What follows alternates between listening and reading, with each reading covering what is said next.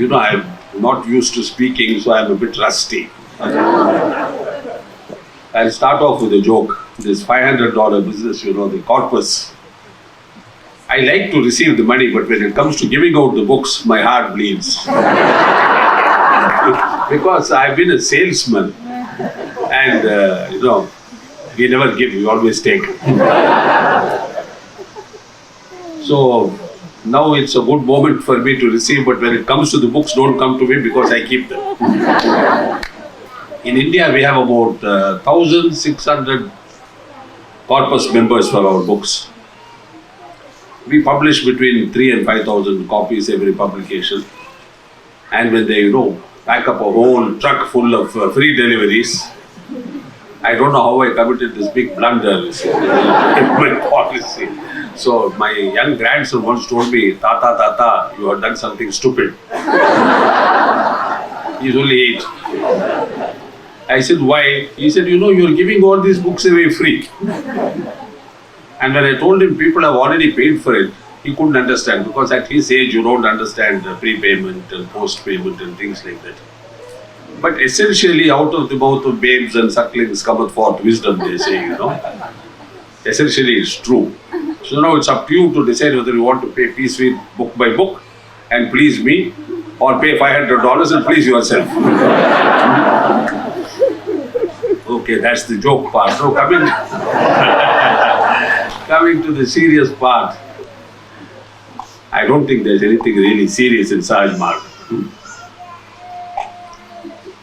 I think mirroring my spiritual progress, if any is there, I have become more and more a joker in the last 20 years.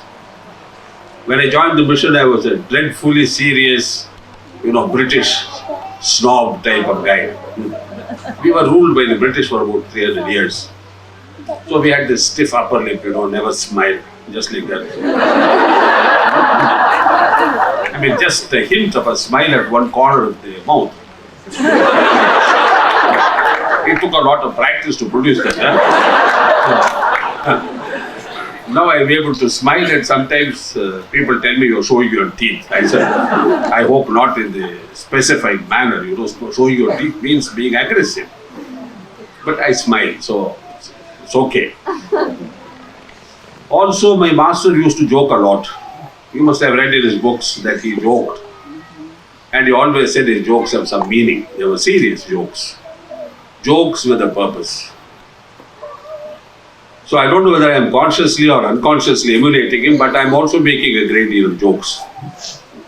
And I think it is good because much is smoothed out by laughter. Even serious situations. For instance, I have, some nasty letters from our Abhyasis saying this mission is ridiculous, you are a fool, your principles are all nonsense.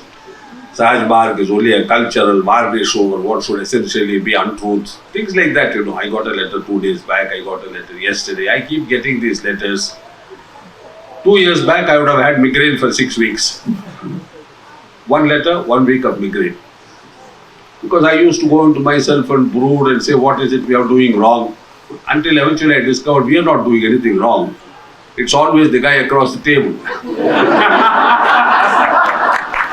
And it was a very wonderful and stimulating revelation to me, because we are in fact not doing anything wrong. I remember 5 years back one German lady shocked me by saying sahaj marg is only psychology. So I told her, my dear young lady, she was not young, but just sort of pour oil on troubled waters. I said, my dear young lady, psychology was in India long before you people were civilized. And it's a fact, because 5,000 years ago we have a yoga psychology, though it's not called a psychology. Modern psychologists call it psychology. Like modern people call so many things. So just because we give some advice which pertains to the mind, and to call it psychology would be ridiculous. Because psychology is a new science in the last century or so. I am subject to correction. Ferdinand this year, I am rather afraid of touching on this subject because he is touchy about psychology. He claims it is his particular domain. And his book is about to be published. I am no afraid of our authors, because here is Clark, whom I thought to be a useless journalist out of work, and his book is sold out.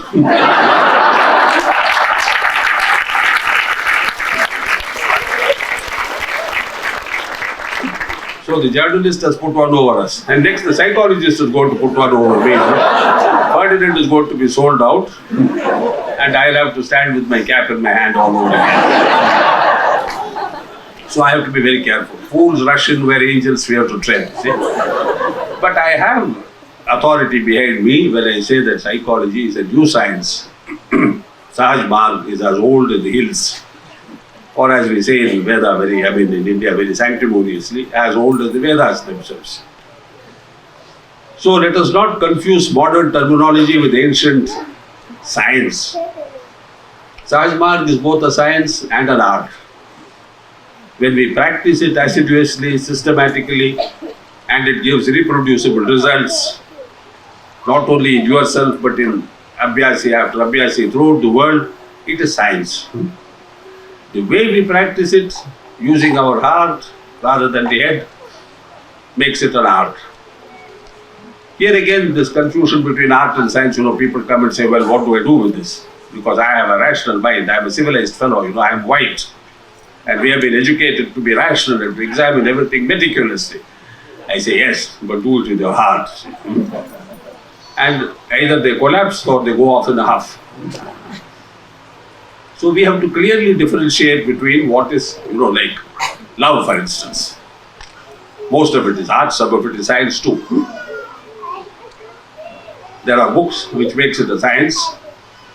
There are a lot of advice given by our parents and our other people interested in us, which makes it, as they say in French, art with a H before it, art. The French cannot pronounce the H. Every time you say, my heart, they will say, my heart bleeds. So I look at the painting, whether something is coming out.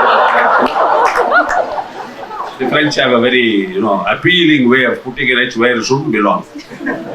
Like they say, my head hurts and I am angry. Meaning his head is hurting and he is hungry. So like this, we have to carefully listen to what people say. There you have to put in the H where it doesn't belong, take it out where it does belong. Here we have to listen so totally to know whether the abhyasi's head is speaking or the heart is speaking. When the abhyasi's heart speaks, our job begins. When the head begins to speak, I send him to the shrinker, Ferdinand. The shrink. He's happy to be here. Though I heard a little minor insult at him periodically. So, what I'm trying to suggest is, jokes apart, when we talk to each other, let us not presume that we are being insulted or annoyed or things like that. Let us learn to listen with our hearts so that we can respond with the heart. Because most often people come seeking just a little attention. There is no problem with this world that is not solved with a little attention. This is my experience of 30 years in Sahaj marg. And all that people, the nastier the letter, the less attention they need. Because they come to me and I shake hands and say, oh, it's a wonderful letter, keep writing, and they're happy.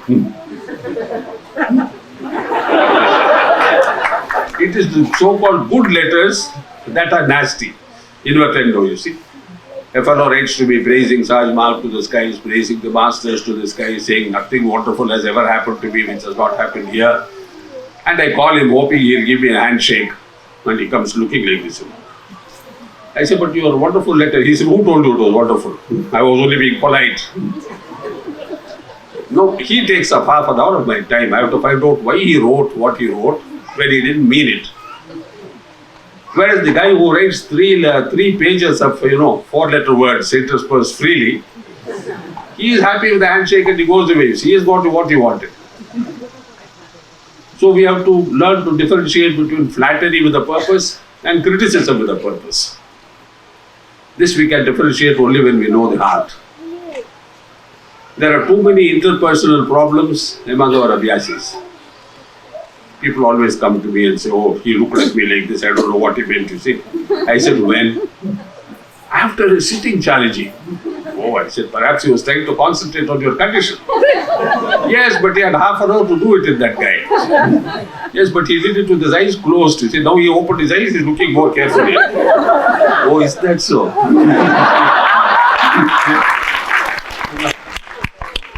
So this is the art part of sahaj marg.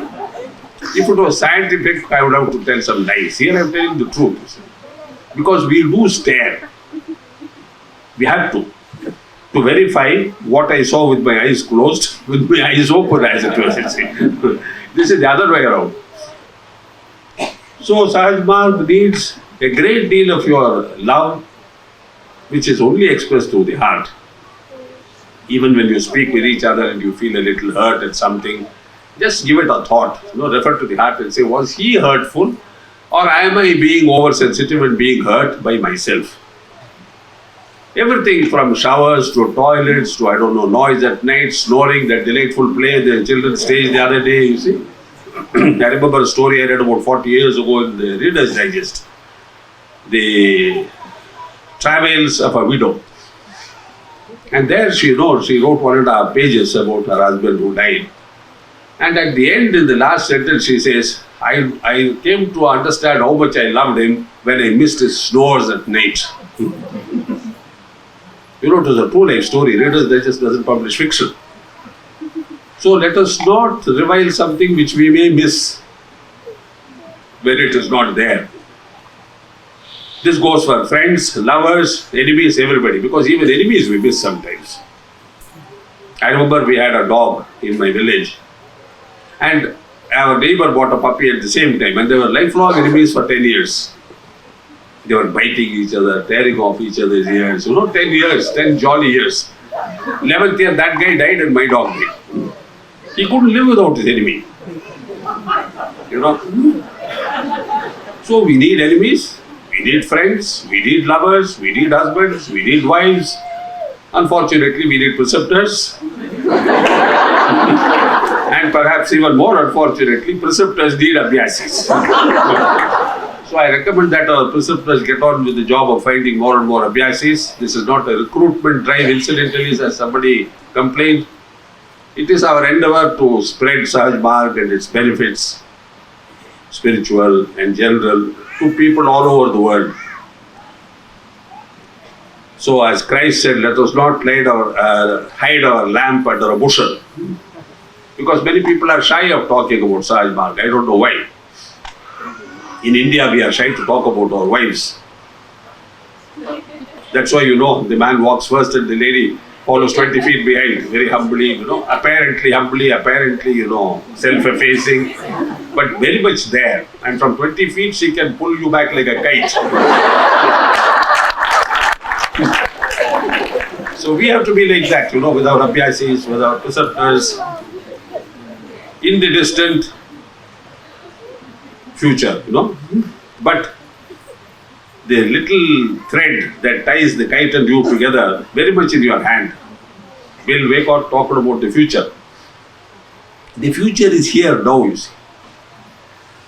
What we do today, the result is in the future. You eat today, the pain is tomorrow morning. 2 pizzas instead of 1, the gas attack is tomorrow morning. Meditation today, saintliness tomorrow morning. So, work in the present, result in the future. And depending upon the nature of the work, the future may be as distant as work, with what intensity, with what part or fullness of your heart you put into it, and how much you need that result, not desire, need. We all desire liberation. I put it as one more desire, you see. But we all need liberation, which we don't understand. Why do we need liberation? Because without knowing it, we are in prison. What is this prison? This delightful place that we call the world. Every saint has said, get out of this prison quickly, you see. We are always seeing movies about, prison break in Alcatraz, supposed to be the high security prison. and things like that. But what about this high security prison, where the high security comes from yourself? Here you have no jailers, you have no wardens, you have no jail boss. Therefore, there is no jailbreak, because the enemy is within. You are your own jailer. Your attachment to this world, to its pleasures, to its glamour, to its glitter. When you can say from inside the cage, this is heaven, you are bonded. You are bound. That is why in Raja Yoga we have to work upon ourselves. There is no external aid. Forget even the master. See, he cannot help you unless you are willing to be helped, unless you are willing to help yourself. That is why sometimes I feel compassion for some young abhyasis. They come and tell me, hey, if your master is such a wonderful guy, why doesn't he just liberate me without all this, blah, blah, blah, meditation, cleaning and prayer? Valid question. It cannot be done. Because he may come into the cage, like all these phenomena, the occult, where you just breeze through a wall like that and breeze out again. But he can breeze in and out. You cannot breeze out. So he comes in, and the poor blighter, he is for a moment enslaving himself. And then he comes to this realization, this awakening that by Jove, I can come in, but he cannot get out. I can only help him to get out. I can teach him how to get out. I can show him how to get out. But getting out, he has to do it himself. That is why all this abhyas, meditation, waking up at 5, our wonderful bell ringing away, you see. One alarm instead of 100. Little nicer sound. But you have to wake up, you have to sit in meditation, you have to go to that guy you call a preceptor, suffer this indignity of being cleaned as if you are a baby. Every adult feels that when he was a baby, he was subjected to indignities by his mom. How can it be an indignity to be washed when you couldn't wash yourself? There is no indignity. On the contrary, it's a privilege.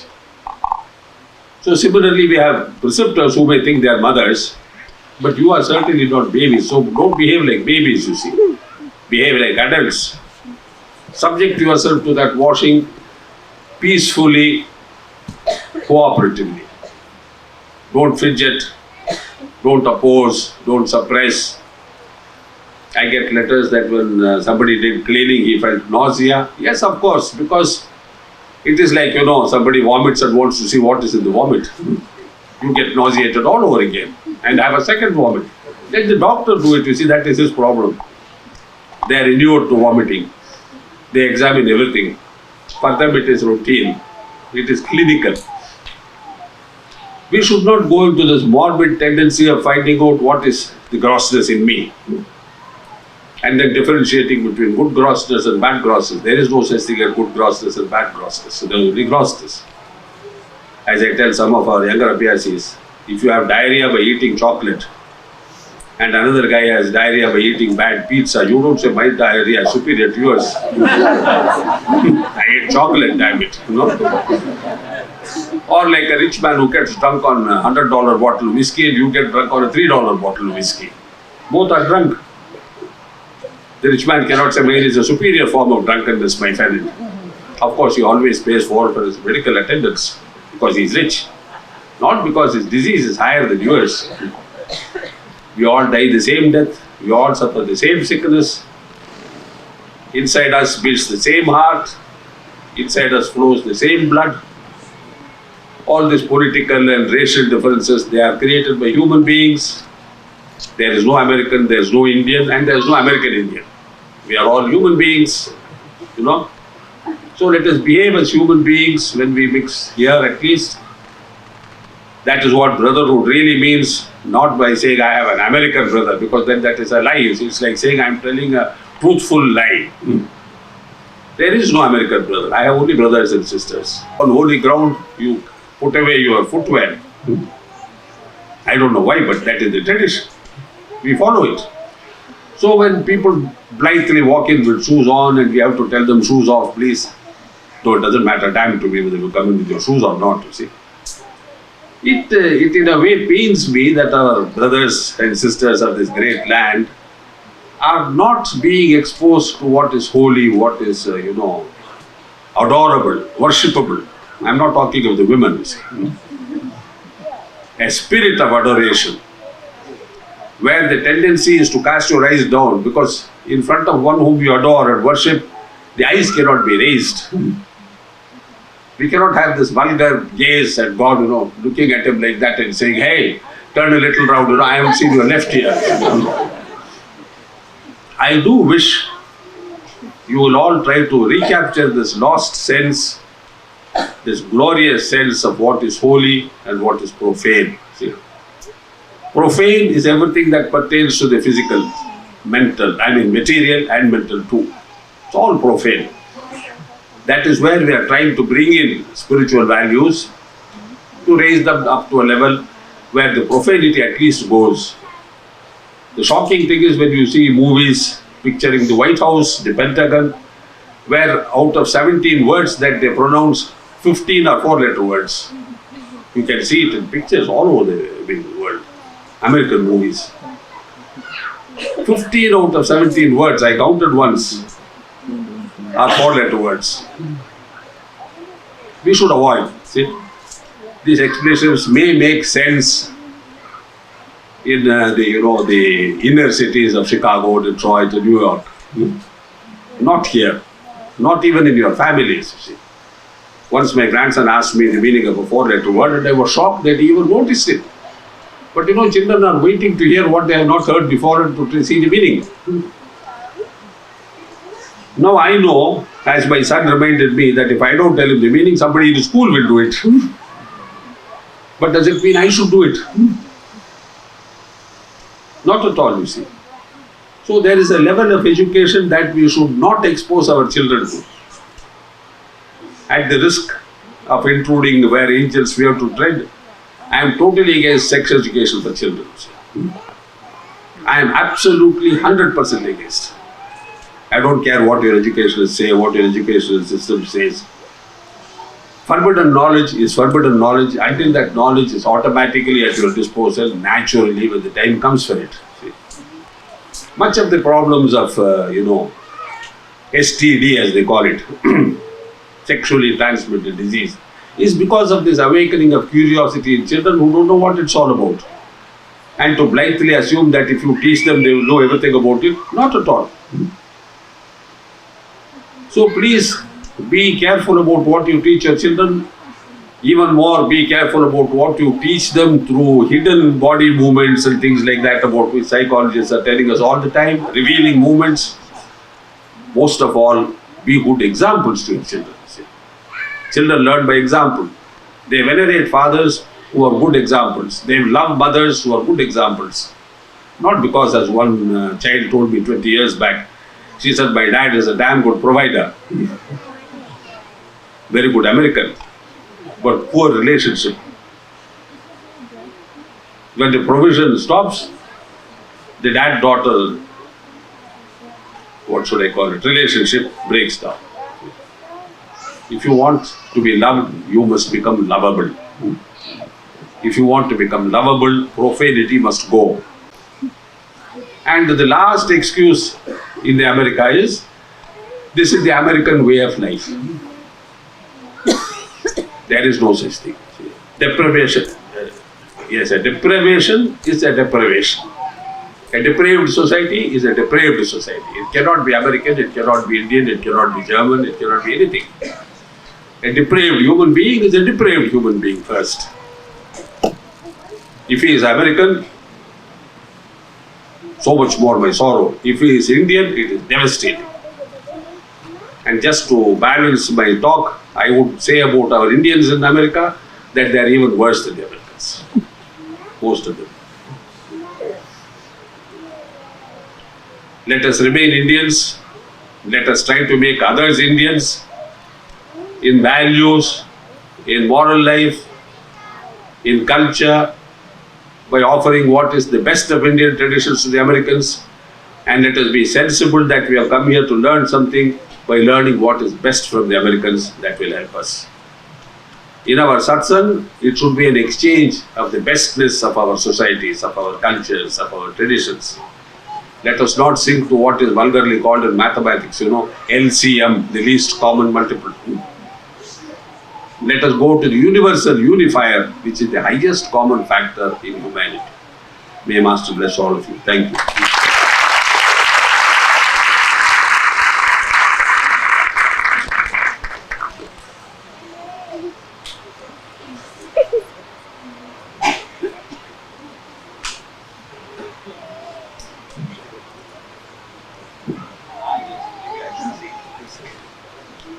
I have a pleasant announcement to make.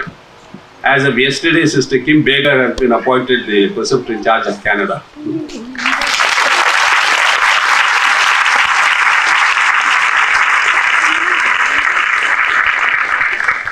Two final issues. The membership list is circulating here. The attendance register, please sign your name in there. And number two, Master will be giving a sitting in a few minutes, immediately after this. And with this, I call the meeting adjourned.